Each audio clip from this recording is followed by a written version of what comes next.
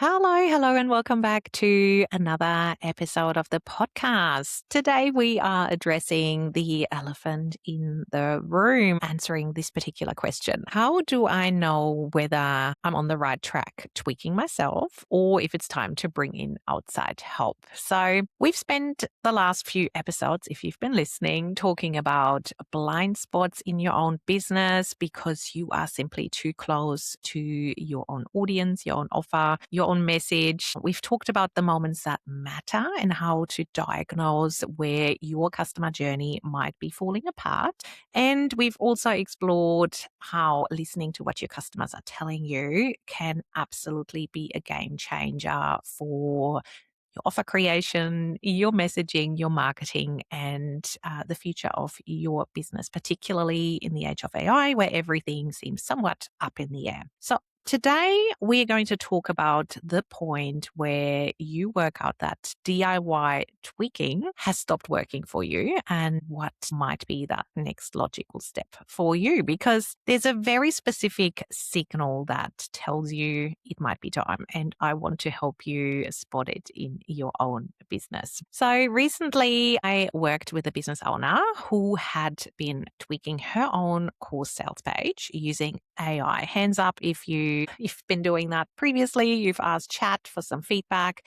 And while on paper, that sounds super efficient because you get quick edits, chat turns it around pretty much instantly. There's no waiting on anyone else to give you that feedback. And, the amends and the edits and the tweaks to make, there is one big problem that goes with that process of instant gratification and instant tweaks. The more my client kept tweaking and kept resorting to chat, the more muddled her messaging became. And each round of edits that she made herself, while it solved one small thing, the bigger picture and the bigger problem that she was avoiding to address got even blurrier. So by the time she came to me, she had lost all clarity around her own messaging, and she really didn't have a clear picture on what her audience needed to hear anymore. Those bodgy patch jobs with AI eventually mean that you have no idea what you were trying to say at the beginning of that process, and you are so far down a rabbit hole that is impossible to backtrack out of. The problem is that tweaking feels like you're making progress because you're doing something, but tweaking and DIY conversations with chat without a clear strategic foundation simply moves the problem around, and you are never going to find the messaging, the direction, the structure, the customer journey that is going to move your customer to where they need to be ready to invest. AI makes this particularly tricky now because it's faster than ever to generate a new version of something. That sales page, your website, your lead magnet, which means it's also faster than ever to drift further away from that original message and from that crystal clear picture you had at some point without realizing. So the speed of tweaks and edits and DIY updates is actually outpacing the clarity that needs to come with it. Every tweak is skipping reflection and an outside perspective that is not AI. And that's the trap a lot of business owners are sitting with right now without realizing. So if you're now wondering, Nadine, I've been talking to Chat or Claude a lot lately, doing exactly that. DIY tweaking, getting Chat to sense check my messaging. How do I know whether I have a problem?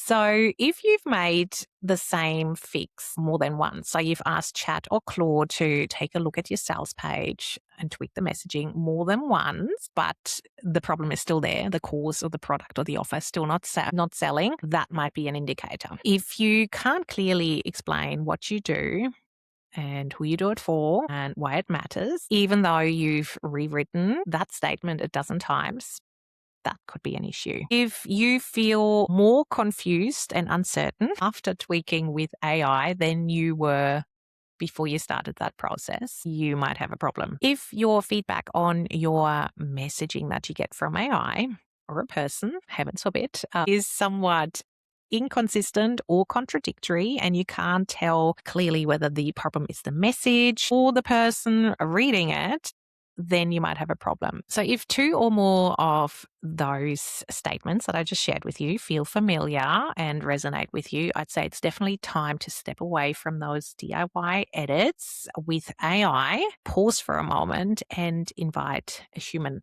outside perspective instead, where you don't skip that reflection moment, where you have an open discussion with a human who can reason, a human who can relate on a human level, and a human who can also give you honest feedback without necessarily sugarcoating things like AI does.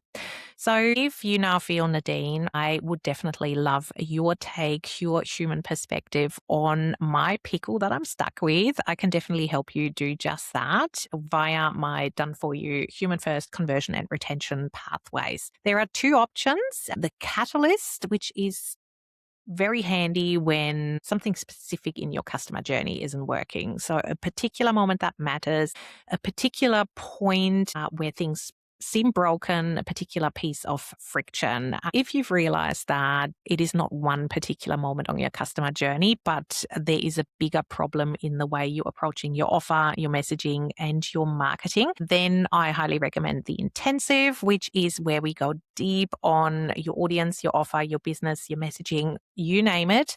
We start with strategic audience and customer research. We're looking at your data from your existing funnel, how that's been performing, what hasn't been performing. We're then going to give you messaging clarity, offer clarity, and strategy when it comes to conversion and retention. That's built on real data and real insights rather than assumptions. It removes AI from the picture, and it's going to give you a deep human first perspective on what it takes to design your funnel and your customer journey in a way that resonates on a deeper level and that pays attention to the signals your audience is sending you. So both of those are linked up in the show notes. If you have any questions, please reach out. I'm happy to have a conversation with you to help you work out which one is the right fit for your specific situation. That's it for this week. Hopefully the last few episodes have really helped you get clear on the best approach for your business when it comes to diagnosing your customer journey, understanding the importance of audience research, talking to your customers, but then also taking their feedback with a grain of salt and listening to it without filtering out the goodness. And yeah, thank you so much for listening in every week. I so appreciate it. If you haven't yet, please hit that subscribe button and I will absolutely see you in the next episode. Have a good one.